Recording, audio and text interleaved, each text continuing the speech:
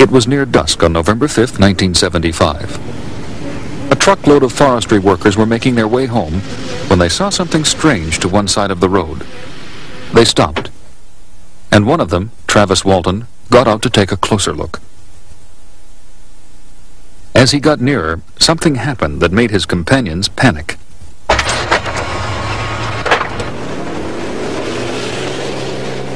It was hovering up here, just below the tops of the trees, and it was about 20-25 feet in diameter. What he saw was a bright object hovering in midair. When I got up about here, I crouched down behind a log, and I could hear a sound coming from it. It was kind of a very strange mechanical sound. And I was kind of wrestling with the idea of being so close to this. I'd expected it to take off, you know, and in running up here, I figured this was my last chance to, you know, to see this thing up close. But I decided I'd better get the hell out of there. And as I raised up and turned to go, I felt this numbing shock and blacked out.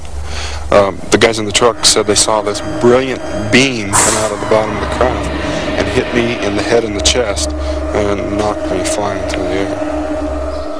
When his companions returned to the scene, they found no sign of Travis.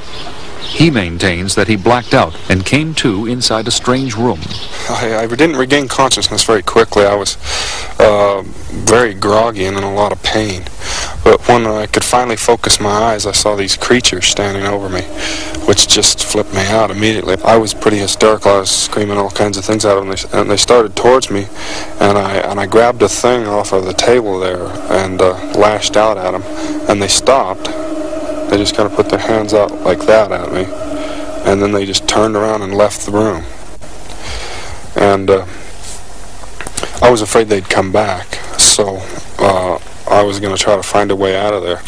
I guess I kind of assumed I was still, you know, or that the craft was still here in the woods.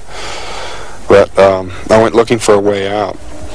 I went into another room, and as I was looking for a way out, another being came in, and this was a very human-appearing person.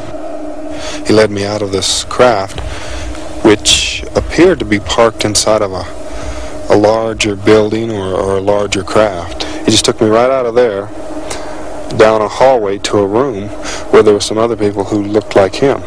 They put this mask over my face. It was kind of like an oxygen mask thing.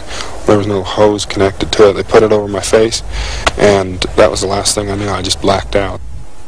Travis Walton says that the incident ended 4 days later when he found himself lying at the side of a road not far away.